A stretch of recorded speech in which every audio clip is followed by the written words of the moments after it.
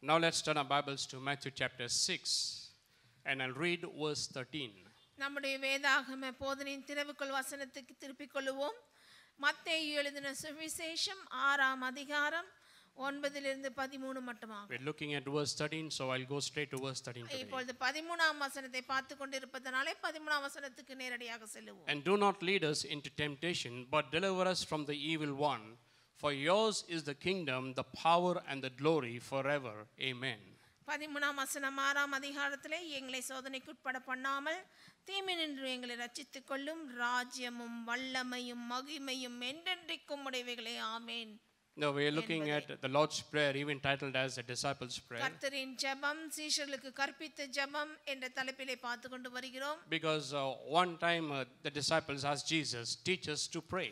ஒரு தருணத்திலே சீஷர்கள் இயேசு ஆண்டவரை நோக்கி கேட்டார்கள், எங்களுக்கும் ஜெபிக்க கற்றுத்தார். So he's giving them here a pattern or a model of how to pray. ஆகவே எப்படி ஜெபிப்பது என்ற ஒரு மாதிரியா விதமாக எப்படி ஜெபிப்பது என்பதை ஒரு உதாரணமாக காண்பித்து மாதிரி வைக்கிறார். Prayer is not a religious duty. அது மட்டும் இல்லாமல் ஜெபம் என்பது ஒரு கடமை கிடையாது It மதத்திலே. was never meant to be a boring time. அது மட்டும் இல்லாமல் சலிப்பு தட்டுற நேரமாயும் தேவன் ஏற்படுத்தவில்லை ஜெபத்தை. Not even a time where you cry before God. அது மட்டும் இல்லாமல் ஜெபம் என்பது உடனே அழுகை நேரம் என்றும் கிடையாது. No, prayer is a time where you enjoy.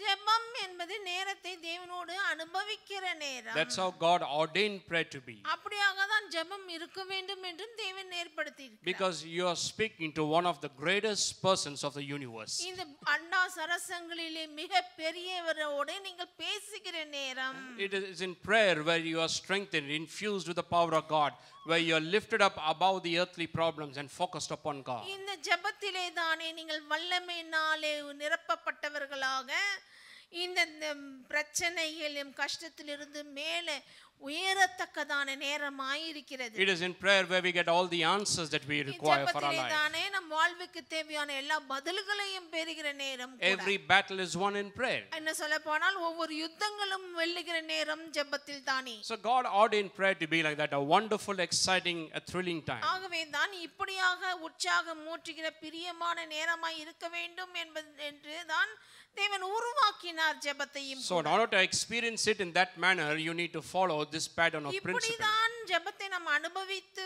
ஆக வேண்டும் என்றால் இயேசு கிறிஸ்து கற்பித்த இந்த முறையை வைத்து பின்பற்றுவோமானால் அப்படியாக எடுக்கலாம். So we looked at what is meant by lead us not into temptation, but deliver us from the evil one. 13ஆம் வசனத்திலே காணப்படுகிற எங்களை சோதனைக்கு உட்பட பண்ணாமல் தீமையை ரட்சித்துக் கொள்ளும் என்ற வார்த்தைகளை கண்டோம். It's not that God is leading you into temptation. அவைகளை காண பொழுது சொன்னேன், நான் சோதனைக்குள்ளாக நடத்துகிறவர் நம் தேவன் கிடையாது. No, Jesus is teaching the disciples to pray to the Father to keep them, to preserve them from being tempted and from the evil one also. சோதனைக்கு உட்பட பண்ணாமல் என்று சொல்லும் பொழுது இயேசுவானவர் என்ன சொல்லி கொடுக்கிறார் சீஷர்களுக்கு? சோதனையிலே விழாமல் சோதனை பக்கம் போகாமல் எங்களை விலக்கி காத்தருளும் என்று ஜெபியுங்கள் பிதாவண்டிலே என்று சொல்லி கொடுக்கிறார். So today let's go further and look at what this means here. For yours is the kingdom and the power and the glory forever. Amen. அதுக்கு பிற்பாடு இருக்கிற வாக்கியங்களை பார்க்கலாம். இன்றைக்கு என்ன சொல்லுகிறது? ராஜ்யமும் வல்லமையும் மகிமையும் என்றென்றைக்கும் உடையவைகளே என்ற வாக்கியங்கள். You know, I remember the first time I preached a sermon. எனக்கு ஞாபகம் இருக்கிறது முதல் முறையாக நான் பிரசங்கித்த நேரம். It took so many months to prepare a sermon at that time. அந்த பிரசங்கம் முதல் முறையாக நான் பிரசங்கித்த பிரசங்கத்தை தயாரிக்க ஒரு மாதம் பிடித்தது. And after preparing it, அதை நான் ஆயத்தப்படுத்தி எழுதி வைத்த பிற்பாடு even when asked to preach it for 5 or 6 months, I never preached it anywhere. பாருங்கள், என்ன பிரசங்கம் பண்ணு சொன்னாங்க. 5-6 மாசமா நான் முன் வரவில்லை. Because I was thinking, if I preach this one sermon, then how will I get another one? Where will I get another one from? நான் இந்த பிரசங்கத்தை மன்னிக்கவும், இந்த பிரசங்கத்தை நான் செஞ்சிட்ட பிற்பாடு 5-6 மாசமா நான் பிரசங்கம் பண்ண போகல. ஏன்னா அது பிரசங்கம் பண்ணணும்னா இன்னும் நிறைய நேரம் எடுக்கணுமே. வேற பிரசங்கம் இருக்காதே, எங்க போறது வேற பிரசங்கத்துக்கு? So I never preached it for 5 or 6 months. I just kept it for myself. ஆகவே அது அப்படியே வச்சுக்கிட்டேன். நான் ஒன்றும் பிரசங்கம் பண்ணாம ஒரு பிரசங்கம் தானே இருக்குது, அது அப்படியே வச்சுக்கலாம்னு வச்சுட்டேன். But today, over the years, ஆனால் இந்த காலகட்டத்திலே வருடங்களாக you know, it just keeps coming and coming. அந்த அப்படியே பிரசங்கம் வந்து கொண்டே இருக்கின்றன. As I keep giving my best, நான் நான் என்னுடைய சிறந்ததை எடுத்து கொடுக்கும் பொழுது more and more keeps coming. It seems it is unstoppable. கொடுக்க கொடுக்க கொடுக்க வந்து கொண்டே இருக்கிறது, நிற்காமல் வந்து கொண்டே இருக்கிறது. Even these verses, when I first started it, I thought I'll do it as a short series only. நான் இந்த பகுதியை எடுத்து பிரசங்கிக்க ஆரம்பிக்கும் பொழுது கூட ஒரு குறுகிய போதனை கொடுக்கலாம் இவைகளிலிருந்து எடுத்துதான் என்று எண்ணி ஆரம்பித்தேன். But it's gone more than a year. ஆனால் பார்க்கலாம் ஒரு வருஷத்தையே தாண்டி விட்டது. And just few verses only there.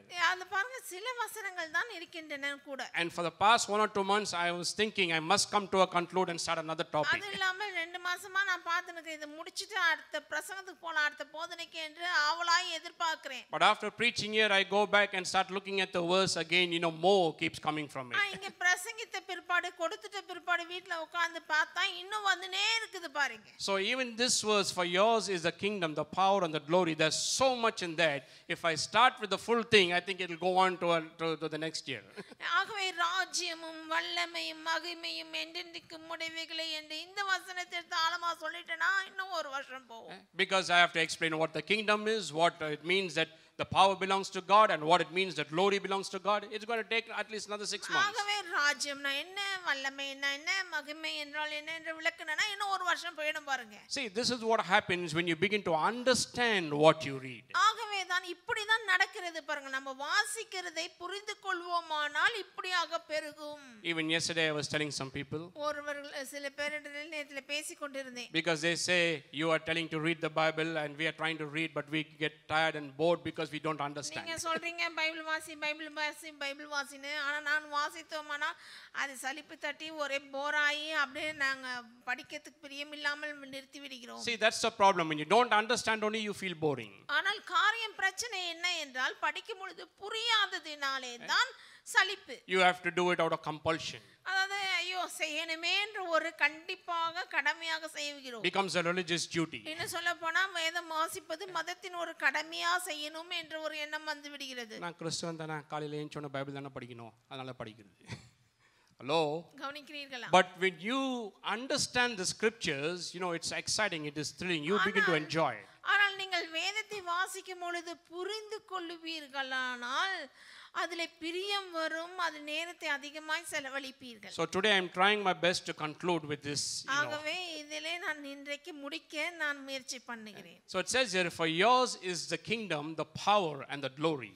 இங்க சொல்லப்பட்டிருக்கிறது ராஜ்யமும் வல்லமையும் மகிமையும் என்றென்றைக்கும் உம்முடையவைகளே. ஆமென். Now this forms the benediction of the Lord's prayer. இது இந்த பகுதி இந்த கர்த்தர் சொல்லி கொடுத்த ஜெபத்தினுடைய ஆசீர்வாதம் கூறுகிற கடைசி வார்த்தைகளாய் இருக்கின்றன. And these words here are based on the words of David in 1 Chronicles 29 verse 11.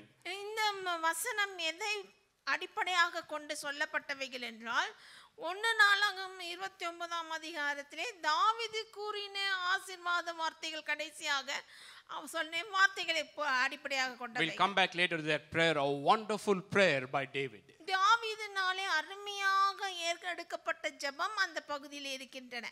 You just read his psalms and you read his prayers, and no wonder you will understand why God says, here is a man after my own heart. அவருடைய வாக்கியங்களையும் அவருடைய தாவீதுடைய சங்கீதங்களையும் படித்து பார்ப்போமானால் ஆச்சரியமே இல்ல, தேவனே சொல்லிட்டாரு தாவீது என் இருதயத்துக்கு ஏற்ற மனுஷன் என்று. So even though this benediction is not in all translations, இந்த ஆசீர்வாதமாக கடைசில முடிக்கிற வார்த்தைகள் இந்த ஜெபத்திலே இந்த இடத்துல இருக்குது, மற்ற இடத்துல இல்ல, மற்ற ஒரு மொழிபெயர்ப்புல எல்லாம் விடப்பட்டு இருக்குது கூட. some avoid it. சில பேர் வேணான்னு தவிர்த்தும் இருக்கிறார்கள் எழுதும் பொழுது. But still it is befitting to have such a glorious benediction at the end of the prayer. ஆனால் இது ரொம்ப மகிமையான ஒரு காரியமாய் இருக்கிறது கடைசில இவைகளை கூறுவது. See, that is why I always say you need a preacher. ஆகவே தான் சொல்றேன் பாருங்க, எப்பதான் இவைகளெல்லாம் எடுத்து சொல்றதுக்கு ஒரு பிரசங்கியார் அவசியம். You need to come to church. அதுக்கு தான் நீங்க சபைக்கு வரணும். Because it is here that you begin to understand the word in such a simple and profound manner. சபையிலே தானே உட்காரும் பொழுது தேவனுடைய வார்த்தையை தெள்ளந்தெளிவாக விவரித்து கற்பிக்கப்படும் கற்பிக்கப்படுகிறது, போதிக்கப்படுகிறது. You read this verse at home, you may think, yeah, it's just a benediction. For yours is the kingdom, the power, and the glory. So what is great about that benediction? நீங்க வீட்ல உட்கார்ந்து ராஜ்யம் வல்லமை மகிமை எண்ணி கும்பிடுகளாமே என்ன இருக்குது பெருசா இல்லன்னு எண்ணி கொண்டு போய் விடுவீர்கள். But I want to show you, it is not just a benediction. It is more than that. It is a reaffirmation of who God really is. அதாவது இது வெறும் ஆசீர்வாதமாக துதித்து முடிக்கிறது கிடையாது. இது மறுபடியும் உறுதிப்படுத்துகிற காரியமாய் இருக்கிறது. It's a reaffirmation of his greatness, of his glory, of his power, of his that he is almighty and he is all powerful and he is greater than everyone and everything else. அதாவது அவர் வல்லமை மிக்கவர், அவர் மகத்துவமானவர், அவர் மகா பெரிய தேவன் என்பதை மறுபடியும் சொல்லி உறுதிப்படுத்துகிற காரியமாய் இருக்கிறது. கடைசில சொல்லும் பொழுது See, you begin the prayer by focusing on God. பாருங்கள், ஜெபத்தை ஆரம்பிக்கும் பொழுது தேவனிலே கவனத்தை செலுத்தினவர்களாக ஆரம்பிக்கிறோம். The Lord's prayer is about the right way of praying. பாருங்கள், கர்த்தரின் ஜெபம் சரியான முறையில எப்படி ஏறெடுப்பது என்பதுதான். No matter how deep you are in trouble or how great your needs and how emergency it may be, you don't rush to God with your needs. பாருங்கள், நீங்கள் எவ்வளவு பிரச்சனையில் ஆழமாய் இருந்தாலும் கஷ்டத்துல இருந்தாலும் தேவனிலே கவனத்தை செலுத்தி ஆரம்பிக்கிறோம் நாம். No, you go into the presence of God and first you get a focus on him. Fix your heart and your mind upon God, the person whom you are approaching for. எவ்வளவுதான் பிரச்சனையில் ஆழமா இருந்தாலும் கடகடகடன் போறது இல்ல. இந்த பிரச்சனையை தூக்கிட்டு அவர்கிட்ட இல்ல, அவரிலே முதல்ல கவனத்தை செலுத்தினவர்களாக நாம் ஆரம்பிக்க வேண்டியதா இருக்கிறது. இந்த ஜெபம். He is no ordinary man. அவர் சாதாரண மனுஷன் கிடையாது. பாருங்க, He is the King of kings and Lord of lords, the Lord of this entire universe. நம்மள அணுகுகிறோமே, அவர் பிதாவானவர், கர்த்தாதி கர்த்தனும் ராஜாதி ராஜனும் இருக்கிறவர். He is above everyone and everything, even every other god in this universe. இன்னும் சொல்ல போனா இங்க இருக்கிற உலகத்தில் இருக்கும் எல்லா தெய்வங்களுக்கும் எல்லாருக்கும் எல்லாவற்றுக்கும் மேலானவர் அவர். So it begins with our Father in heaven. That means he is far beyond all these things in earth. ஆகவே தான் ஆரம்பிக்கும் பொழுது பரமண்டலங்களில் இருக்கும் எங்கள் பிதாவே என்று ஆரம்பிக்கிறோம். And because he is beyond all these things and above everything there, he is able to lift us up also above these things. அவர் எல்லாவற்றுக்கும் எல்லாருக்கும் மேல உயர்ந்து இருக்கிறதினாலே அவர் என்னையும் எல்லாவற்றுக்கும் எல்லாருக்கும் மேலாக உயர்த்த வல்லவர் என்ற எண்ணத்திலே ஆரம்பிக்கிறோம். So you begin with focusing on God. ஆகவே ஆரம்பத்திலே தேவன் மேல் கவனத்தை செலுத்தி ஆரம்பிக்கிறோம். And how do you end the prayer? அப்புறம் ஜெபத்தை எப்படி முடிக்கிறது? You end it with also focusing and realizing on the person that you will approach for help. முடியும் பொழுது கூட எப்பேற்பட்டவர் என்பது அவர் மேல் கவனத்தை செலுத்தினவர்களாக முடிக்க வேண்டும். ஹலோ, கவனிக்கிறீர்களா? நமக்கு ஹெல்ப் பண்றவங்களுக்கு தகுதிக்கு தான் பார்க்கணும். Are you listening? ஒருத்தருக்கு உதவி செய்யறோம்னா நம்ம உதவி செய்யறமே அவங்க அதுக்கு தகுதி ஆளுங்களா என்று பார்த்து தான் செய்யணும். And God is a person who is able to help us. பாருங்கள், ஆனால் தேவனாகிய கர்த்தர் நமக்கு உதவி செய்கிறவர். So it is an affirmation that he is almighty, he is powerful, he is great, his glory, everything belongs to him. பாருங்கள், அவர் நம் பிதாவான தேவன் உயர்ந்தவர், அவர் மகத்துவமானவர், வல்லமை மிக்கவரும் கூட. That is above everyone and everything. எல்லாவற்றுக்கும் எல்லாருக்கும் மேல உயர்ந்தவர் அவர். So that is why he says yours is the kingdom, the power and the glory. That means the kingdoms, the power and the glory, everything belong to you because everything originated from you, it came from you. என்ன சொல்லுகிறது இவைகள் அர்த்தம்? இங்க இருக்கிற ராஜ்யங்கள், இங்க இருக்கிற வல்லமைகள், இங்க இருக்கிற மகிமைகளுக்கு எல்லாவற்றுக்கும் மேலானவர். ஆகவேதான் ராஜ்யமும் வல்லமையும் மகிமையும் எல்லாம் உம்முடையவைகளே என்று சொல்லுகிறோம். So this is not just a benediction. ஆகவே இது வெறும் ஆசீர்வாதம் கூறி அவரை துதித்து முடிக்கிற ஜெபம் அந்த மாதிரி வார்த்தை மட்டுமல்ல. It is reaffirming who God is really is. அவர் மெய்யாக எப்படிப்பட்டவர் என்று மறுபடியும் எண்ணி உறுதிப்படுத்தி முடிக்கிற ஜெபமாய் இருக்கிறது. See, unless you are absolutely sure about who God is and what he can do for you, you'll never have assurance and confidence that he will hear you and he is able to deliver you or meet your needs. கர்த்தர் எப்பேற்பட்டவர், நம்ம பிதாவானவர் எவ்வளவு வல்லமிக்கவர் என்று அறிந்தால் தானே நம்ம ஜெபத்தையும் கேட்பார் என்று நாம் அறிய முடியும், உறுதியா இருக்க முடியும். So that is what this benediction means. ஆகவே தான் இந்த ஆசீர்வாதமாய் கடைசி சொல்லுகிறது, அவ்வளவு அர்த்தம் கொண்டு So இருக்கிறது. you begin with praising and worshiping God and focusing on the greatness of God. ஆரம்பத்திலே ஜெபத்திலேயும் தேவனிலே கவனத்தை செலுத்தி அவரை துதித்து ஆரம்பிக்கிறோம். And then you go on to your petitions and your needs and all that. அவரை கவனத்தை செலுத்தி துதித்த பிற்பாடு நம்மளுடைய வேண்டுதல் எல்லாம் வைக்கிறோம், வேண்டுகிறோம். And then in the end again you come back and focus upon the person that you have approached now. அதுக்கு பிற்பாடு கடைசியில் நாம் வரும்பொழுது மறுபடியும் அவரிலே கவனத்தை செலுத்தி அவர் எப்பேற்பட்டவர் என்பதை சொல்லி முடிக்கிறோம். Now the question is, what does this benediction means to us? How does it speak to us? What does it mean to you and me today? இந்த ஆசீர்வாதமாய் கூறுகிற வார்த்தைகள் கடைசியிலே இது என்ன அர்த்தம், இது எனக்கு என்ன பயன் தருகிறது? Number one question is, முதல் கேள்வி, do we really believe what we say? நம்ம சொல்றத முதல்ல நாம சொல்றமே ராஜ்யம் வல்லமை அத நாம விசுவாசிக்கிறோமா? I told you millions and millions of people recite this prayer not knowing what they are reciting. சொன்னேன் அல்லவா, உலக ரீதியில பாத்தீங்கன்னா கோடான கோடி ஜனங்க அப்படியே கட கட கட கடன்னு சொல்லிடுறாங்க. சொல்றது அர்த்தத்தோடு தெரிஞ்சுதான் சொல்றாங்களான்னு தெரியல. So that is the first question. Do we realize what, or we really believe this benediction what we are saying? ஆகவே உணர்கிறோமா இந்த ஆசீர்வாதமான இந்த வல்லமையுள்ள வார்த்தை கடைசி சொல்லி முடிக்கும் பொழுது அவைகளை அறிந்துதான் தெரிஞ்சுதான் சொல்றோமா? Do we really believe that the kingdom, the power and the glory belongs to our God? எல்லா ராஜ்யமும் எல்லா மகிமையும் எல்லா வல்லமையும் அவருடையதுதான் என்று உணர்ந்து சொல்லுகிறோமா? Do we really believe that he is the King of kings and Lord of lords? உண்மையிலே விசுவாசிக்கிறோமா அவர்தான் கர்த்தாதி கர்த்தர் ராஜாதி ராஜன் என்று? Do we believe that he is the Lord of heaven and earth? அவர் வானத்துக்கும் பூமிக்கும் ராஜன் என்று உணர்கிறோமா? Do we believe that he is the Lord of this universe? இந்த அண்டா சரசமாகி இந்த உலகத்துக்கே அவர்தான் ராஜா ஆளுகை செய்கிறவர் என்பதை உணர்ந்துதான் சொல்லுகிறோமா? Do we believe and are we confident that he is in control of every event in history? இன்னும் சொல்ல போனா வரலாறிலே நடந்தேறின ஒவ்வொரு நிகழ்வையும் அவர்தான் கையாண்டு கொண்டு வந்திருக்கிறார். அவர்தான் வல்லமை மிக்கவர், ஆளுகை செய்கிறவர் என்று அறிந்து விசுவாசித்து சொல்லுகிறோமா உறுதியாக?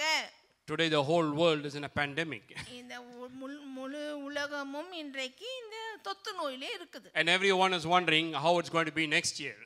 இப்போ எல்லாருக்கும் ஒரு கேள்வி, ஒரு ஆச்சரியம், அடுத்த வருஷம் எப்படி இருக்குமோ? Whether it will be in control or out of control. அதெல்லாம் கட்டுப்படுத்துவாங்களா இல்லைன்னா கட்டுப்பாடு இல்லாம மிஞ்சி போயிடுமா? And the other question is, where is God in all this? இதுக்கு மத்தியில எல்லாம் கர்த்தர் எங்க, தேவன் எங்கன்னு ஒரு கேள்வி. People are dying all over the world. Where is God in all உலக this? ரீதியிலே ஜனங்கள் மரிக்கிறார்களே, தேவன் எங்கே?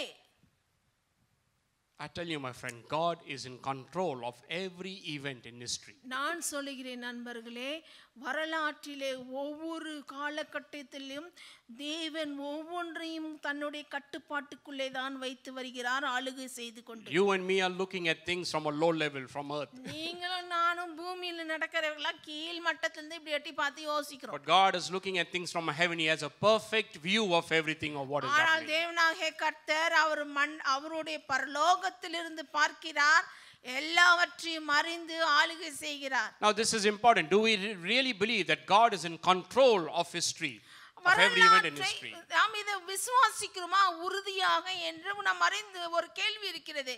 வரலாற்றை தேவனாகிய கர்த்தர் தன் கையின் கட்டுப்பாட்டுக்குள்ளே வைத்திருக்கிறாரா இல்லையா? And more than all that, is God really in control of my life? இதுக்கும் மேலாக என் வாழ்க்கையை தேவன் பார்த்து கொண்டு நடத்தி வருகிறாரா, அவர் கையில் இருக்கிறதா என் வாழ்க்கை? This is the most important question. Is he in control of my life? Are things going his way?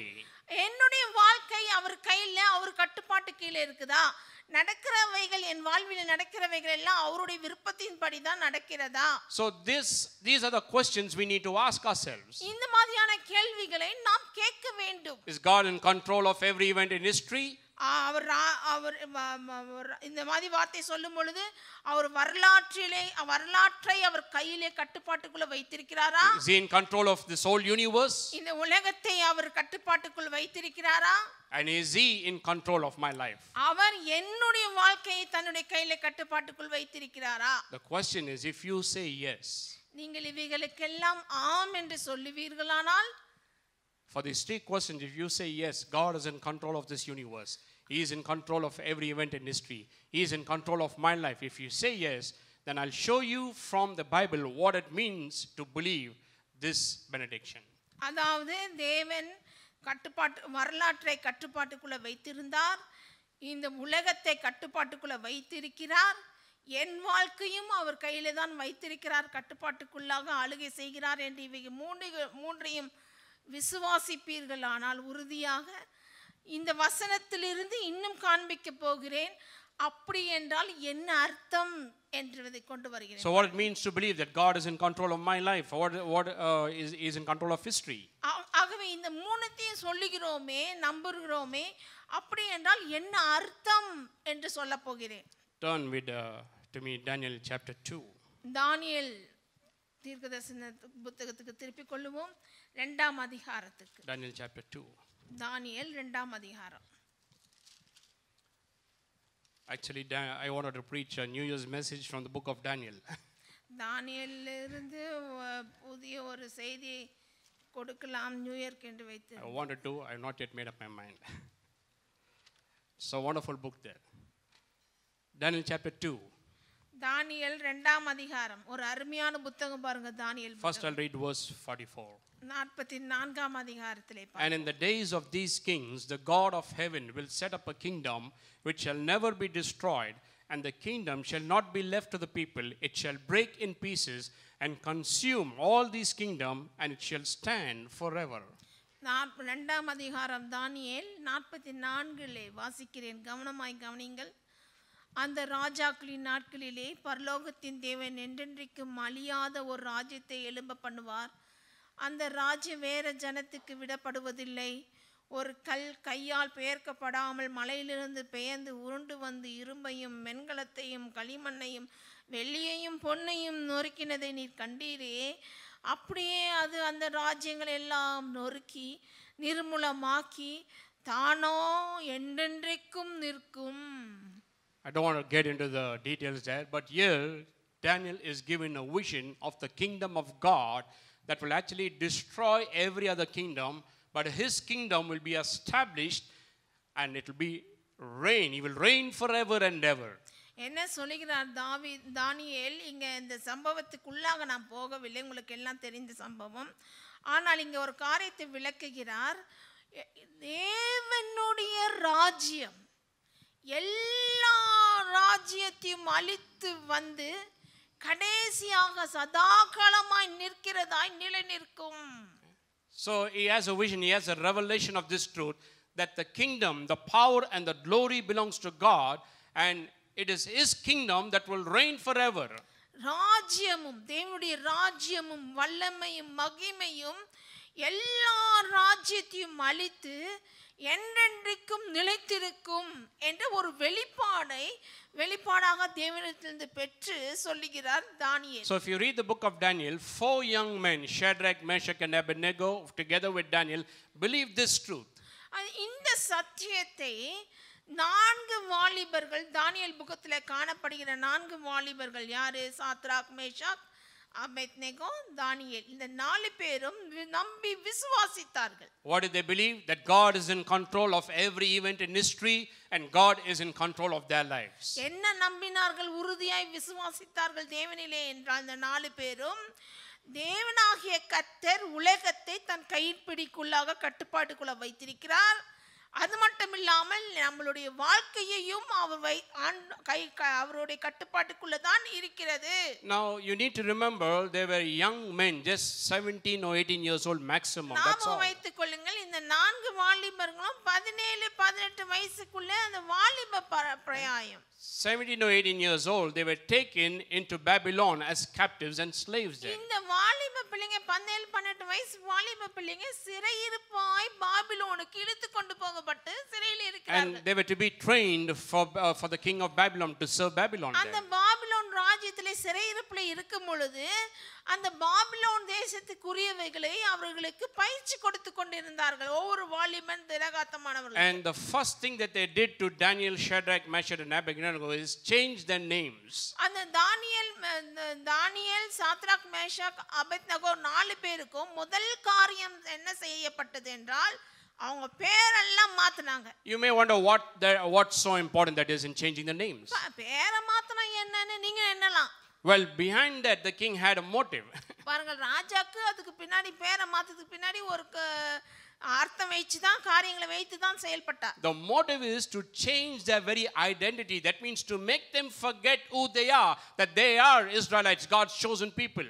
To make them forget that. That is why the names were changed. இந்த பேரை இவங்க எல்லாருக்கும் சிறையிருப்பில் இருக்கவங்க எல்லாருக்கும் நம்ம மாற்றினால் அவர்கள் தாங்கள் யார் என்பதை மறப்பார்கள். தாங்கள் இஸ்ரவேலர் என்பதை மறக்கிறதுக்காக தான் அந்த அடையாளத்தை தான் அவர்களுடைய அடையாளத்தையே அழிக்க தான் அவர் மாத்தினார் அந்த ராஜா. So they are taken from one kingdom and put into Babylon there as captives and as slaves there. இங்கே ஒரு ராஜ்யத்திலிருந்து எடுக்கப்பட்டார்கள். அங்க இஸ்ரவேலர் சிறையிருப்பில் போய் இன்னொரு ராஜ்யத்துக்குள்ளாக வைக்கப்பட்டார்கள். Hello, கவனிக்கிறீர்களா? I know people who are married கல்யாணம் பண்ணவங்க, திருமணமானவங்களா எனக்கு தெரியும். and have family and have a family, children. எனக்கு கல்யாணம் ஆயிருக்குது, எனக்கு ஒரு குடும்பம் இருக்குது, குழந்தை இருக்குது. And let's say the husband gets a transfer from Bangalore to Chennai or from Bangalore to Goa. The husband gets a transfer on job. ஒருவர் திருமணம் ஆயிருக்கிறாங்க. உங்களுக்கு எல்லாருக்கும் தெரியும், திருமணமானவங்களுக்கெல்லாம் திருமணம் ஆயிருக்குது, குழந்தை பிள்ளைங்க இருக்கிறாங்க, குடும்பம் இருக்குது. கணவர் மற்ற ஒரு பட்டணத்திலே ஒரு வேலை செய்ய போகிறார். ரொம்ப தூரம் இல்ல, பக்கத்துல தான், ஒரு 300 கிலோமீட்டர் தான். வேலை செய்ய போயிருக்கிறார். வீக்கெண்ட் வந்துட்டு போயிடலாம். ஹலோ, கவனிங்கள். So he goes there and joins the first day. ஒரு உதாரணத்துக்கு சொல்றேன் இதை. ஒரு முதல் நாள் போய் அவங்க வேலையில ஜாயின் பண்றாரு. And by the time the weekend comes, he's crying to go home. I'm talking about a married person who has children. அதாவது இந்த ஆள் போய் ஒரு முதல் நாள் சேர்ந்து கையெழுத்து போட்டுட்டு அங்க வேலை செஞ்சுட்டு இருக்கிறாரு. வார கடைசி எப்போ வரும், என் பிள்ளைங்களை பார்க்கணுமே, என் குடும்பத்தை பார்க்கணுமே அழுவுறாரு. யாரு? திருமணமானவர், குள்ளப்பட்டு பிள்ளை போட்டிங்களை பெற்றவர். Can't be without my wife, can't be without my children. I don't want this job, I don't want the salary, it doesn't matter, I'll go be with them. ஏன்னா ஒரு 300 கிலோமீட்டர் வச்சுக்கோங்களேன் தூரம், அவ்வளோதான். ஐயோ எனக்கு இது வேலையே பிடிக்கலப்பா, என் குடும்பத்தை மிஸ் பண்ணுறேன், என்னுடைய பிள்ளைங்களை மிஸ் பண்ணுறேன்னு ஒரு இடம். அவங்க ஒய்ஃப் என்ன கால் பண்ணி பேசிட்டு போய் அவங்ககிட்ட பேசுன்றாங்க. And just imagine, we are talking about teens taken to another country as slaves. இது இங்க நடக்கிறது இந்த ஒரு காரியம். ஆனா இந்த வாலிப பிள்ளைகள் யோசித்து பாருங்கள், தங்கள் தேசத்திலிருந்தே சிறையிருப்பிலே இன்னொரு தேசத்துல கொண்டு போய் வைக்கப்பட்டிருக்கிறார்கள். If they did not believe that God is in control of history and God is in control of their lives, their dreams, their ambitions, their goals, everything would have been shattered and destroyed, and they would have been hopeless people.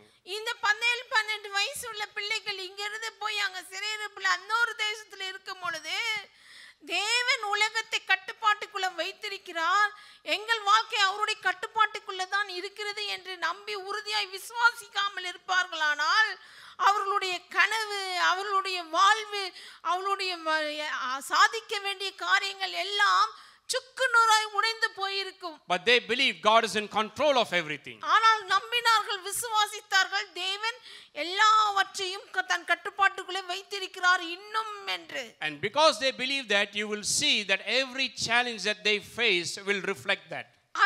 அவர்கள் எப்படி விசுவாசித்தார்கள் எந்த அளவுக்கு என்பதை பார்க்கலாம், அவர்கள் செயல்பாட்டிலே காண முடியும். In Daniel chapter 1 verses 8 and 9 regarding food, the issue of food. பாருங்கள், தானியேல் 1ஆம் அதிகாரம் 8ஆம் வசனத்திலே பார்ப்பீர்கள் என்றால் அதிலிருந்து அவர்களுடைய உணவுகளை குறித்து மட்டிலே பார்க்கலாம். So they were to be trained by special people so that they will serve in the Babylon kingdom there for the king.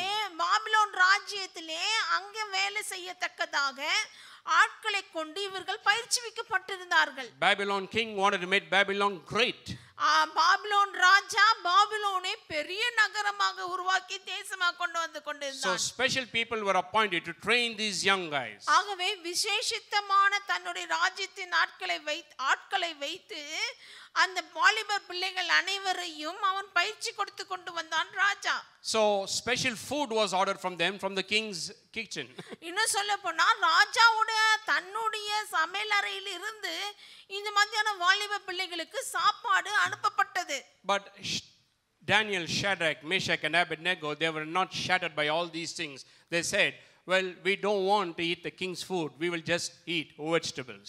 என்ன சொன்னாங்க? தானியேலும் சாத்ராக் மேஷாக் அபேத்நேகோ 4 வாலிபர்களும் தங்கள் தலைவர்களை நோக்கி சொல்றாங்க, இல்லைங்க இந்த சாப்பாடை நாங்க சாப்பிட மாட்டோம், நாங்க எங்களுக்கு விருப்பமான சாதாரண சாப்பாடை எங்களுக்கு கொடுங்க. Then the chief said, no, that can't be, because the king will see you are so thin and then he will question me, I will get into problem. It can't be like that. அப்போ அவங்களுக்கு மேல அதிகாரியா இருந்த அந்த ஆள் சொன்னாரு, இல்லப்பா அப்படிலாம் செய்ய முடியாது, ராஜாவோட கட்டளையாக்கும், அவர் கொடுக்கறது தான் நீங்க சாப்பிடணும், அவர் விருப்பத்தின்படி தான் நீங்க செய்யணும், அப்படி இல்லைன்னா ஏன் தலை சீவப்படும் என்று சொன்னான்.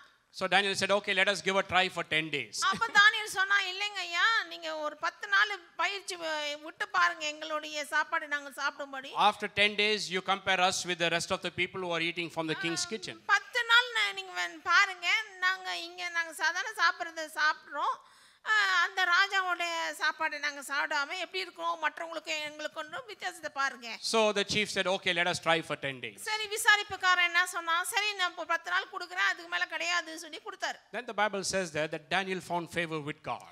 அங்க பார்க்கிறோம், வார்த்தை சொல்கிறது, தானியேல் கர்த்தரிடத்திலிருந்து தயவு பெற்றான். See, this is what they believe, that God is with them. God is in control of history. God is in control of their lives. பாருங்கள், 4 பேரும் விசுவாசித்தார்களே, சரித்திரத்தை தேவன் கட்டுப்பாட்டுக்குள்ள வைத்திருந்தார், இப்பொழுது உலகத்தை வைத்திருக்கிறார், எங்கள் வாக்கியம் அவர் கையில தான் இருக்கிறது என்று உறுதியாய் நம்பினார்கள். They may be in a different country, they may be under a different kingship there, they may be under dominion there, but still they know that God is in control of everything. இந்த வாலிப பிள்ளைங்க ஒருவேளை தங்கள் மற்ற தேசத்துல இருக்கான், தங்க தேசத்துல இருந்து இல்லாமல் மற்ற தேசத்தினுடைய அடிமைத்தனத்தில் இருக்கலாம், ஆனாலும் அங்கேயும் இதை விசுவாசித்துக் கொண்டிருந்தார்கள், உறுதியாக தேவன் தான் எல்லாம் கட்டுப்பாட்டுக்குள்ள வைத்திருக்கிறார். So the chief supervisor agreed, and after 10 days they found Daniel and his friends were better looking. ஆகவே இந்த விசாரிப்புக்காரர் 10 நாள் விட்டு பார்த்தாரு, பார்த்தா இந்த 4 பேரும் ரொம்ப அழகா இருந்தாங்க, திறமையா இருந்தாங்க. 10 நாளுக்கு அப்புறம் கம்பேர் பண்ணி பார்த்தா நல்லா ட்ரிம்மா ஸ்லிம்மா ஸ்மார்ட்டா இருந்தாங்க, தெளிவா இருந்தாங்க.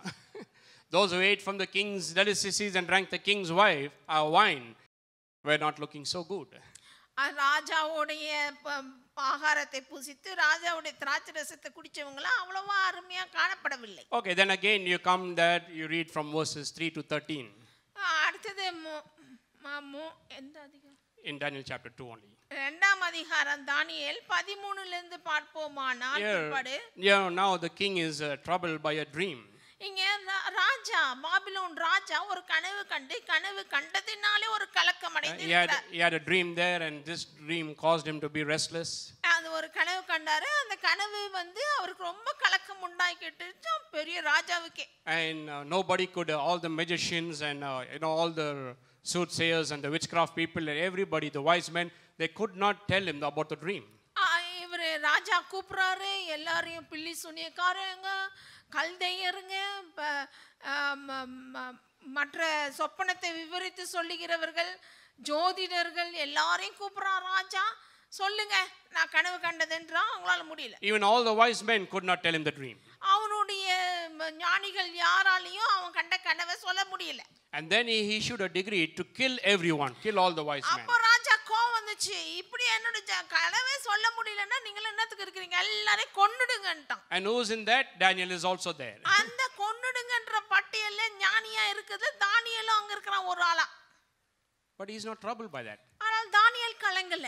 We see the favor of God upon Daniel. தேவனுடைய தயவு அவன் மேல் காணப்பட்டது. Then he tells his friends, let us go and seek God and pray to God. அப்போ சொல்றான், நண்பர்களை கூட்டிட்டு போய் நாம் தேவனை நோக்கி கூப்பிடுவோம், இவைகளை இந்த காரியத்துக்காக என்று வேண்டுதல் செய்கிறார்கள். Just turn to Daniel chapter 2. இரண்டாம் அதிகாரம். I'll read verse 13. 13ஆம் வசனத்திலே பாருங்கள். So the decree went out, and they began killing the wise men, and they sought Daniel and his companions to kill them. 13ஆம் வசனத்திலே ஞானிகளை கொலை செய்ய வேண்டும் என்கிற கட்டளை வெளிப்பட்ட போது தானியேலையும் அவன் தோழரையும் கொலை செய்ய தேடினார்கள். But they sought God. ஆனால் தேவனை தேடினார்கள் இந்த 4 வாலிபர்கள். Come down to chapter 3. 3ஆம் அதிகாரத்திலே பாருங்கள். And listen to verse 16 to 18. 16 18 மட்டுமாக. Here we see another incident about Shadrach, Meshach and Abednego there. Shadrach Meshach Abednego இந்த மூணு வாலிபர்களுடைய ஒரு சம்பவம் நடக்குதுங்க. You know, a statue is constructed, a gold statue is constructed, and everybody is commanded to worship that statue. இங்கே இன்னொரு சம்பவம், அந்த சம்பவம் போக இந்த சம்பவத்திலே ராஜா பொற்சிலை உண்டாக்குறான், தன்னுடைய பொற்சிலையை உண்டாக்குறான். Everyone has to worship that image. Bow down and worship. பொற்சிலையை வெச்சிட்டான் பட்டணத்துல, தேசத்துல நடுவுல எல்லாரும் அத வணங்கணும் என் சிலையன்ட்டான். And the person who does not obey the king's decree there will be thrown into a fiery furnace, heated 10 times more. கட்டளை ராஜாவினால் பிறப்பிக்கப்பட்டது, எந்த பொற்சிலையை வணங்காதவர்கள் என்ன தண்டனைக்குள்ளாவார்கள்னா நெருப்பிலே போடப்படுவார்கள். So Shadrach, Meshach and Abednego refused to bow down and worship that image. அந்த சொரூபத்தை Shadrach Meshach Abednego வணங்க நிராகரித்தார்கள். And the king summons them, bring them here. உடனே ராஜா கட்டளை இடுகிறார், இங்க கூட்டிட்டு வா அந்த மூணு பேரையும். Then he tells them, either you bow down before this image and you live, if not you'll be thrown into the fiery furnace. சொன்னார் ராஜா, இந்த சிலைக்கு முன்னாடி வணங்குறீங்களா இல்லனா நெருப்புக்குள்ள போடட்டுமான்னு. Listen to verse 16. இப்போ 16ஆம் வசனத்துல பாருங்க. Shadrach, Meshach and Abednego answered and said to the king, O Nebuchadnezzar, we have no need to answer you in this matter. If this is the case, our God whom we serve is able to deliver us from the burning fiery furnace, and he will deliver us from your hand, O king. But if not, let it be known to you, O king, that we do not serve your gods, nor will we worship the gold image which you have set up. 16 17 18 பாருங்கள். 3ஆம் அதிகாரம். Shadrach Meshach Abednego என்பவர்கள் ராஜாவை நோக்கி, நேபுகாத்நேச்சாரே, இந்த காரியத்தை குறித்து உமக்கு உத்தரவு சொல்ல எங்களுக்கு அவசியம் இல்லை. நாங்கள் ஆராதிக்கிற எங்கள் தேவன் எங்களை தப்புவிக்க வல்லவராய் இருக்கிறார். அவர் எரிகிற அக்கினி சூளைக்கும் ராஜாவாக உம்முடைய கைக்கும் நீங்களாக்கி விடுவிப்பார். விடுவிக்காமல் போனாலும் நாங்கள் உம்முடைய தேவர்களுக்கு ஆராதனை செய்வதில்லை, நீர் நிறுத்தின பொற்சிலையை பணிந்து கொள்வதும் இல்லை என்கிறது ராஜாவாகி உமக்கு தெரிந்திருக்க கடவுது என்றார்கள். Young people speaking with such boldness to a king, a high king. பாருங்கள், வாலிப பிள்ளைங்க எதிர்த்து நின்று ராஜாக்கு முன்பாக பேசுகிறார்கள் இப்படியா. One of the most greatest and powerful and most affluent kings during that time, Babylon. Babylon தான் அந்த காலத்துல ஓஹோன்னு இருந்தது உலகத்திலேயே.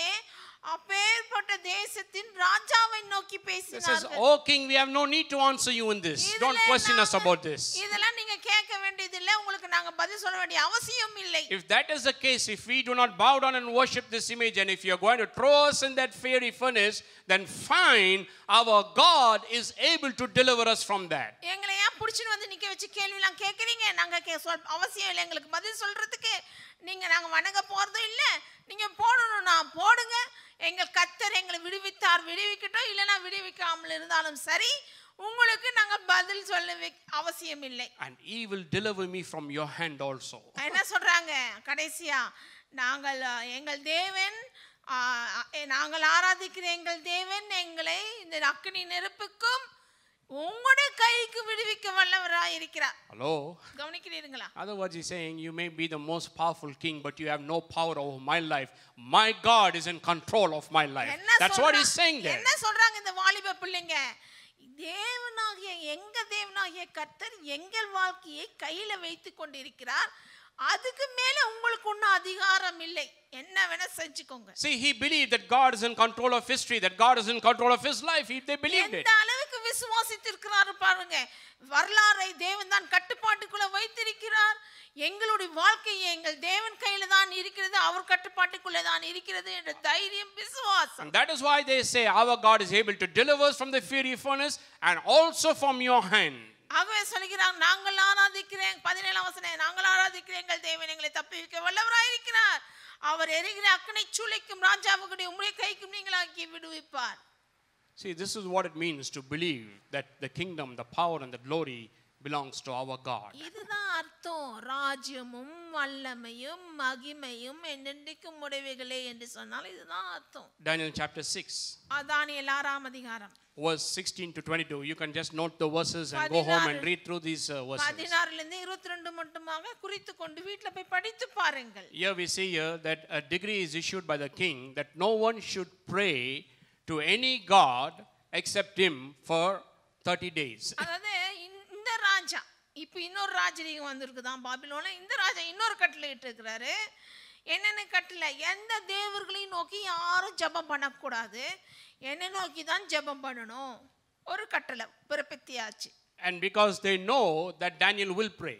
அதாவது தானியேலை பார்த்துட்டு தான் இந்த கட்டளையை கொண்டு வந்துட்டாங்க. அது மட்டும் இல்லாமல் தானியேல் ஜெபம் பண்ணக்கூடாது. Except in this area, no other way they can catch him. ஏன்னா இந்த ஜெபம் பண்ற இந்த குற்றச்சாட்டை தவிர மற்ற குற்றச்சாட்டு கண்டுபிடிக்க முடியவில்லை அவங்களால தானியேல் கிட்ட இருந்து. So if anyone prays for 30 days to any other god except the king there, they will be thrown into the lion's den. ஆகவே ராஜாவை தவிர மற்ற தெய்வங்களுக்கு ஜெபத்தை ஏறெடுப்பார்கள் என்றால் அவர்கள் சிங்கக்கெபியிலே போடப்படுவார்கள் என்பதுதான் ஒரு ஆணை. But Daniel prayed 5 times a day as usually prayed.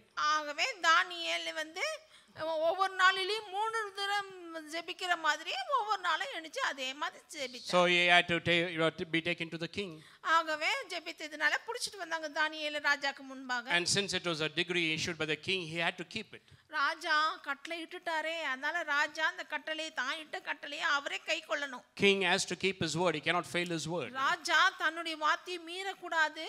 அதனால தான் அவர் ராஜா. So because of that, he had to put Daniel into the lion's den. ராஜா சொன்ன கட்டளை தன்னுடைய கட்டளையின் நிமித்தமாக ராஜா கஷ்டப்பட்டு தானியேலை கொண்டு போய் போட்டார் சிங்கக்கெபியில. And you know the best part of it, இதுல என்ன சிறந்த சம்பவம்னா Daniel is fine in the lion's den. அங்க தானியேல் சிங்கக்கெபியில நல்லா தான் He இருந்தார். must have had a sound sleep, I think. நல்லா தூங்கி இருந்திருப்பார். But the king could not sleep all night and he was worrying about Daniel. ஆனால் தாவீதுக்கு பிரியமான இந்த ராஜாக்கோ ராத்திரி எல்லாம் தூக்கம் இல்லாம கலங்கிட்டு இருந்தார். And even fasting for Daniel. சொல்லப்போனா Hello? உபவாசித்து இருந்திருப்பார், சாப்பிடாம கொள்ளாம. Daniel did not panic.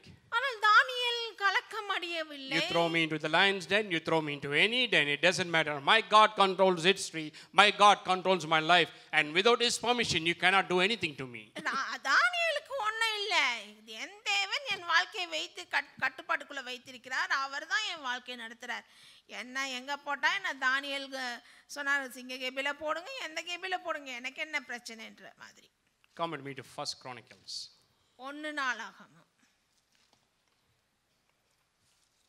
1 Chronicles 29. 1 நாளாகமம் 29. கடைசி அதிகாரம் 29ஆம் அதிகாரம். I told you this benediction for yours is the kingdom, the power and the glory is actually based upon David's words. சொன்னேன் அல்லவா, இந்த ஆசீர்வாதம் கூறுதல் ராஜ்யமும் வல்லமையும் மகிமையும் என்றென்றைக்கும் உடையவைகளே என்பதெல்லாம் இந்த தாவீது சொன்ன இந்த வசனங்களில் அடிப்படையாக கொண்டுதான் எடுக்கப்பட்டு சொல்லப்பட்டது. I'll read from verse 10 to 12. 29, 1 Chronicles 29, 10 to 12. 29ஆம் அதிகாரம் 10ஆம் வசனத்திலிருந்து வாசிக்கிறேன் பாருங்க. Therefore David blessed the Lord before all the assembly, and David said, Blessed are you, Lord God of Israel, our Father forever and ever. Yours, O Lord, is the greatness, the power, the glory, the victory, and the majesty. For all that is in heaven and all that is in the earth is yours. Yours is the kingdom, O Lord. You are exalted as over all. Both riches and honor come from you, and you reign over all. In your hand is power and might. In your hand is to make great and to give strength to all.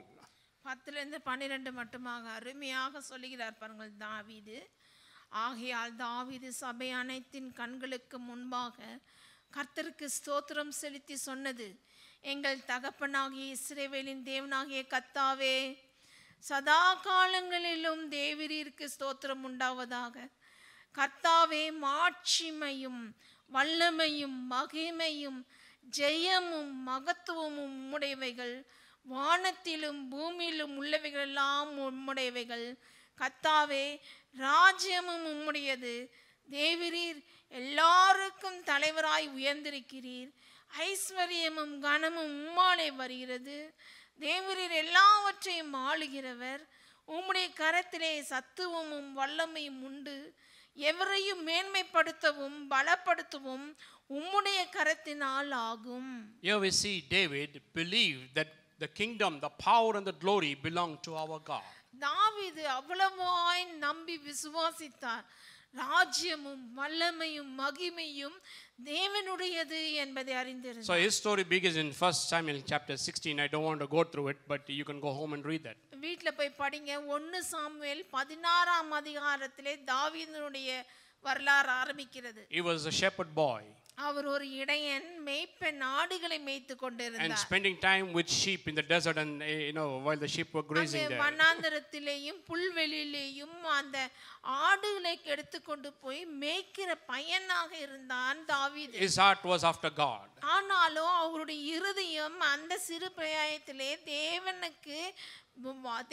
வாஞ்சித்துக் கொண்டிருந்தது. So while grazing sheep, he must have been praising and worshiping God, singing songs to God. அங்கே ஆடுகளை மேய்த்து கொண்டிருந்த பொழுது அவன் தேவனை துதித்து பாடிக்கொண்டிருந்தான்.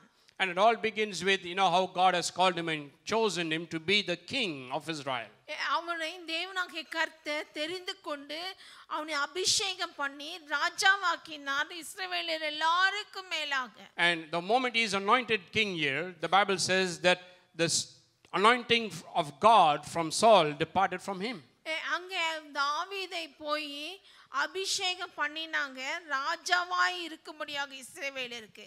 அந்த வாலிப பிராயத்திலே அவன் அபிஷேகம் பண்ண உடனேயோ இஸ்ரவேலுக்கு ராஜாவாய் இருந்த சவுல் மேலிருந்த கர்த்தரின் அபிஷேகம் அந்த ராஜாவை விட்டு இவன் மேல் வந்து அமர்ந்தது கர்த்தருடைய அபிஷேகம். And the king was tormented with an evil spirit. ஆகவே கர்த்தருடைய அபிஷேகம் கர்த்தருடைய ஆவி தாவீது மேலே வந்ததனாலே சவுல் மேலே இப்பொழுது அசுத்தாவி வந்தது. So Saul sent to call David there because he could play the harp, and when he played the harp, he had deliverance. சவுலுக்கு அந்த ஆவி வந்தால் கலக்கம் அடைவான். ஆகவே அவனுக்கு சொல்லப்பட்டது. ஆகவே சவுல் ராஜா தாவீதை வரவழைத்தான். ஏன்னா அவன் சுரமண்டலம் நல்லா வாசிக்கிறான். அவன் வாசிச்சா இந்த அசுத்தாவி என்னை விட்டு போகும், நான் மகிழ்ச்சியா இருக்கலாம்ன்றதுனால அழைப்பிட்டான். So David finds favor in the sight of the king there. Then the king says, okay, let him be with me here. ஆகவே சவுல் வந்து கூப்பிடுறாரு, தாவீதை வான்னு. இந்த பையன் அங்கே இருந்து வந்து சவுலுக்கு வாசித்தான். ஆகவே சவுலுக்கு தாவீதை பிடிச்சு போச்சு. ஆகவே சொல்றாரு சவுல் ராஜா, நீ இங்கே இருப்பா, தாவீதே என்னோட ஏன்றாரு. Now remember, he was a blessing to the king. இப்போ ஞாபகம் வைத்துக் கொள்ளுங்கள், தாவீது ராஜாவுக்கு ஆசீர்வாதமாய் இருக்கிறான். We are talking about a young shepherd boy. இங்க வாலிபனாய் இருக்கிற இடையன், மாடு மேய்க்கிற பையன். Then later on he sees Goliath defiling the nation of Israel. இங்க இந்த மாதிரி காரியங்கள் சென்று கொண்டிருந்த பொழுது ஒரு நேரத்திலே கோலியாத் இஸ்ரவேலின் தேவனை தூசிக்கிறதை கேட்டான் தாவீது. Every day he will come and challenge Israel to fight. ஒவ்வொரு நாளும் காலையில கோலியாத் வரதா, இஸ்ரவேலர் போர் வீரர்களுக்கு முன்பாக நிக்கிறதா, இஸ்ரவேல் தேவனை தூசிக்கிறது. Such a great and skilled warrior that even King Saul didn't want to fight with him. பெரிய ஒரு போர் வீரனாகிய சவுல் ராஜாவே சண்டை போட முன் வரவில்லை இந்த கோலியாத்துடன். This young shepherd boy taking lunch for his brothers there. அந்த யுத்த காலத்திலே தானே தாவீது இடையன் ஆடு மேய்க்கிறதை விட்டுட்டு அம்மா அப்பா சொன்னதுனால சாப்பாடு கொண்டு வந்துக்கிறான் அண்ணனுக்கு யுத்த வீரத்துல இருந்ததுனால. And he sees Goliath, this Philistine, defiling the God of Israel's name. ஆகவே தாவீது சாப்பாடு கொண்டு வந்தவன் அண்ணனுங்களுக்கு பார்க்கறான். இந்த காலையில வந்து இந்த கோலியாத் இஸ்ரவேல் தேவனை தூஷிக்கிறதை கேட்டுட்டான். So he gets angry against Goliath. ஒரே கோபம் தாவீதுக்கு. Goes and gets permission from the king to kill him. உடனே போறான், நான் போய் கொல்றேன், ராஜா எனக்கு உத்தரவு கொடுங்கன்னு. King is saying, you're just a small lad. He's a trained soldier. அப்ப ராஜா சொல்றான், என்னப்பா அவன் பெரிய யுத்த வீரன், நீ சின்ன பையனா இருக்கறியே. He says, don't worry, king. ராஜாவே நீங்க கவலைப்படாதீங்க. When I used to graze sheep, நான் ஆடு மேய்ச்சிருந்த பொழுது lion would come and the bear will come and take away my sheep. ஒரு வாட்டி சிங்கம் வந்துச்சு, இன்னொரு வாட்டி கரடி கூட வந்துச்சு, ஆட்டுக்குட்டி And I will catch that bear and tear its mouth and take the sheep out. ரெண்டு வாட்டி ரெண்டு மிருகம் வந்துச்சு, நான் பின்னாடியே தோத்திட்டு போய் அந்த வாயை பிச்சு கிழிச்சு எங்க ஆட்டுக்குட்டி எல்லாம் எடுத்துட்டு வந்துக்கிறேன். இது குழந்தை சொல்ற கதை கிடையாது. இது நிஜம். Hello. கவனிக்கிறீர்களா? So he says, don't worry. I don't even need all your spear, your arm bearer. I'll just take my sling and my stone and go. ஆகவே ராஜா நீங்க பயப்படாதீங்க, கவலைப்படாம இருங்க. இந்த ஆயுதம்லாம் எனக்கு வேண்டாம். நான் எப்போதும் நான் உபயோகிக்கிறேன், இந்த கவன்கல் போதும். Delivered Saul and the entire nation of Israel from shame and captivity and bondage. பாருங்கள், அந்த தினத்திலே தானே தாவீது சவுலையும் இஸ்ரவேல் தேசத்தையும் இந்த தேவனை தூஷிக்கிற இந்த பட்டணத்திலிருந்து விடுவித்தான் அன்றைக்கு. And he began to grow in fame. அது சொல்ல போனா தாவீது ரொம்ப பெரிசாய் மெச்சிக்கப்பட்டு பிரபலமான ஆளாயிட்டார் தாவீது. Entered in the army later on. இன்னும் சொல்ல போனா யுத்தத்திலே சேர்க்கப்பட்டார் பிற்பாடு. Then he became a mighty warrior. அப்புறம் பெரிய ஒரு யுத்த வீரன் ஆயிட்டான். And then people started to say, well, Saul killed 1,000 but David killed 10,000. அந்த சம்பவத்திலே தானே என்ன சொல்லிட்டாங்க ஜனங்க எல்லாரும் வரவேற்கும் பொழுது பட்டணத்துல சவுல் கொண்டது 1000, தாவீது கொண்டது 10000 புகழ்ந்து பாடிட்டாங்க. From the moment he heard this, he got afraid. He thought that David will become king. He will lose his throne and his kingdom. இந்த புகழ்ந்து பாடுகிற பாடல்களை சவுல் ராஜா கேட்டுட்டான். என்ன புகழ்ந்து பாடினாங்க? சவுல் 1000 கொண்டாரு, தாவீது 10000 கொண்டானோனியும் சவுலுக்கு பயம் வந்துருச்சு ராஜாக்கு, எங்க தாவீது ராஜாவாயிடுவானோ என்று. From then on he wanted to kill David. அந்த நாள்ல இருந்து வெச்சாம் பாருங்க சவுல் ராஜா தாவீதை சாகடிக்கணும். David is a wonderful man of God. தேவனுடைய பிரியமான ஒரு அருமையான மனிதன் தாவீது. He did not do any wrong. எந்த ஒரு தவறும் செய்யல. Never did any evil towards the king or towards the nation. ராஜாவுக்கும் தன் தேசத்துக்கும் எந்த பொல்லாப்பும் செய்யாத மனுஷன். Protected them from shame and disgrace and brought glory to the nation of Israel and the God of Israel. இன்னும் சொல்ல போனா எல்லா அவமானத்திலிருந்தும் எல்லா மானியான சிக்கலிலிருந்தும் விடுதலையாக்கி தேவனுடைய நாமத்துக்கு மகிமை கொண்டு வந்தான். But later on he was hounded like a dog. ஆனால் பார்க்கிறோம் சவுலினாலே பிற்பாடு ஒரு நாயை பிடிக்கிற மாதிரி துரத்தின்னு போய் பிடிக்க போனான் சவுல் தாவீதை. And on one occasion ஒரு தருணத்திலே he had the opportunity to kill Saul. ஒரு தருணம் கிடைச்சது தாவீதுக்கு. ராஜா தூங்கி நிற்கும்போது இவனுக்கு கொல்ல கூட தருணம் கிடைச்சதுக்கு தாவீது. While they were sleeping in a cave there. அங்க ஒரு குகையில ராஜா இவனை பிடிச்சிட்டு தேடிட்டு வரும்போது ஒரு குகையில காட்டுல படுத்து தூங்குறாரு. Best guards were supposed to guard the king. அங்க ராஜாவை சுத்தி சிறந்த யுத்த வீரர்கள் காவல் காத்து கொண்டிருக்கிறார்கள் அந்த ராத்திரியிலே. But another person and David entered the cave and took away his sword and a thing of water that was there. என்ன பண்ணாங்க அந்த காலைவேளை அந்த நேரத்துல இரவிலே தாவீதும் அவனோட யுத்த வீரனும் 2 பேரும் உள்ள நுழைஞ்சி அமைதியா சவுல் தூங்கிட்டு இருக்கிறான். அவ்வளோ காவலையும் தாண்டிட்டு குகையில போய் சவுளுடைய வாளையும் அவனுடைய பாத்திரத்தையும் தண்ணீர் பூஜாவையும் எடுத்து கொண்டு வந்து விட்டார்கள். Then in the morning he tells the king. அப்புறம் இன்னொரு பக்கத்துல நின்னு தாவீது சொல்றான் ராஜாவண்டையிலே, if I wanted I could have killed you. ராஜாவாகிய சவுலே, நான் உங்களை கொல்ல வேணும்னா கொன்னு இருக்கலாமே. This is the proof. I've cut your garment off. இதுதான் உங்களுக்கு நான் காமிக்கக்கூடிய சாட்சி. என்கிட்ட உங்களுடைய வாள் இருக்கிறது, உங்களுடைய வஸ்திரத்தின் கிழிச்சு கூட கொண்டு வந்துக்கிறேன் பாருங்க. And then he scolds the guards who are supposed to protect the king. இன்னும் சொல்ல போனா தாவீது திட்டுறான், என்ன இந்த மாதிரி ராஜாவை என்ன காவல் காக்குறீங்க யுத்த வீரர்களே என்று. David refused to take revenge on the king. அபிஷேகம் பண்ண தாவீது பழி வாங்க முற்படவில்லை. If you go to 1 Samuel 26, if you read from verse 23 to 24, I'm not going to read it. You can go home and read it. There it is mentioned, this incident is mentioned. 1 Samuel 26ஆம் அதிகாரத்திலே இந்த சம்பவம் எழுதப்பட்டிருக்கிறது. 26லே it is mentioned there. அங்கே இருக்கின்றன, காணப்படுகின்றன. In other words, he says that to the king that my life is in God's hands. என்ன சொல்ல தெரிவிக்கிறார் எல்லாருக்கும் தாவீது? என்னுடைய வாழ்க்கை தேவனுடைய கட்டுப்பாட்டுக்குள்ள இருக்குது ராஜா. God is in control of history, he is also control of my life. என்ன காண்பிக்கிறார் தாவீது? வரலாறும் தேவனுடைய கரத்திலே தான் இருக்கிறது, என்னுடைய வாழ்க்கையும் அவருடைய கரத்தின் கட்டுப்பாட்டுக்குள்ள தான் நடக்கிறது. There he tells how God will make me king. If he wants me king, he will make me king no matter what, he says. என்ன சொல்லுகிறான் தாவீது? தேவன் என்னை ராஜாவாக்கணும்னா என்ன வந்தாலும் என்னை ராஜாவாக்கிடுவார். So this is what it means to believe. If you really believe that the kingdom, the power and the glory belongs to our God. ஆகவே இந்த மாதிரியான வார்த்தை ஜெபத்தில் இருக்கிறதே, ராஜ்யமும் வல்லமையும் மகிமையும் உம்முடையவைகள் என்ற அர்த்தம் சொல்லிதான் நாம் சொல்லுகிறோமா? The question is this, do you really believe that?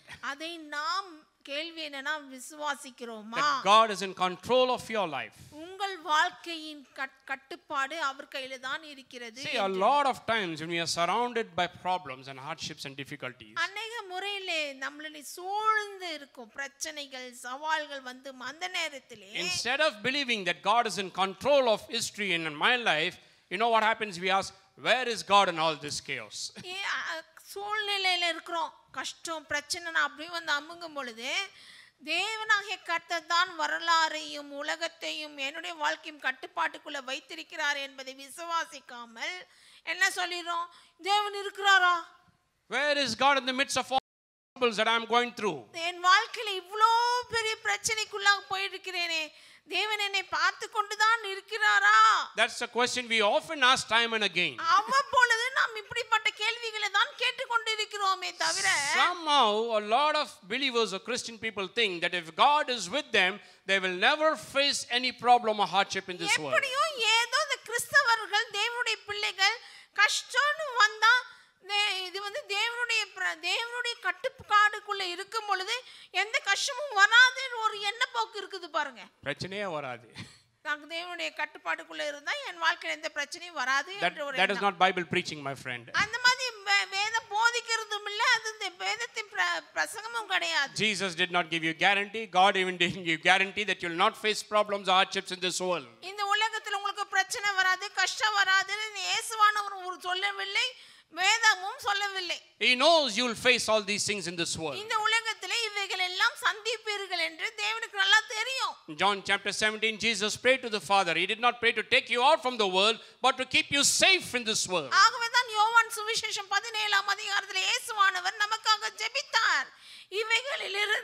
இவைகளிலிருந்து அவர்களை உம்மண்டையிலே எடுத்துக்கொள்ளும் என்று ஜெபிக்காமல், பிதாவே இந்த சூழ்நிலையிலிருந்து அவர்களை பாதுகாரும், காப்பாற்றும், மேலே கொண்டு வரும், விடுதலை செய்யும் என்று ஜெபிக்கிறேன் என்று ஜெபித்தார். கோயிலுக்கு போனா கூட பிரச்சனை இருக்குது பாஸ்டர். நிறைய பிரச்சனை வரும் கோயிலுக்கு வந்தா. ஹலோ, கவனிக்கிறீர்களா? கேக்குறீங்களா?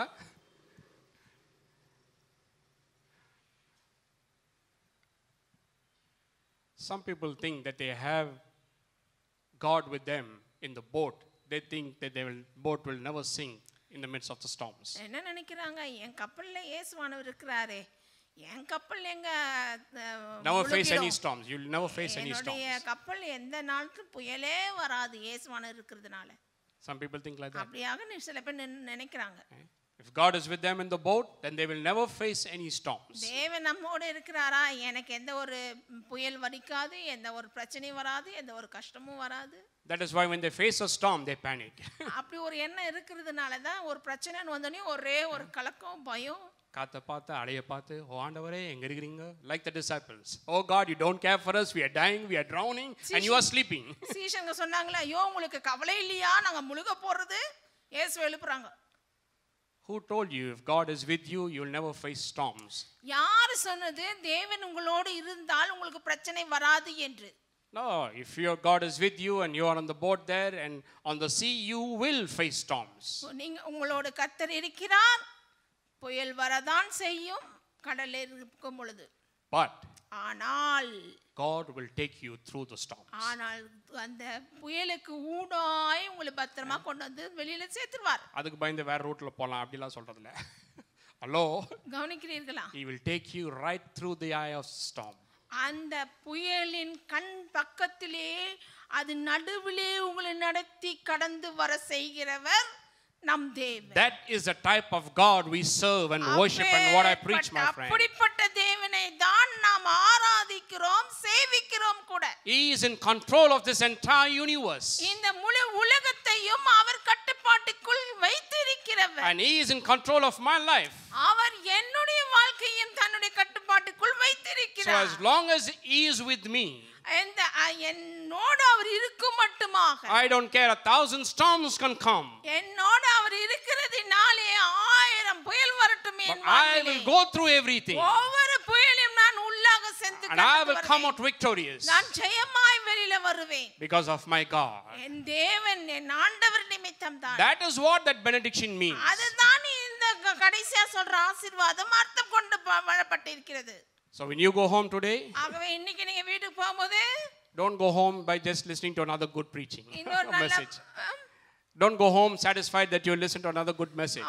நல்ல பிரசங்கம் இன்னைக்கு கேட்டுட்டப்பா சொல்லிட்டு போதாது.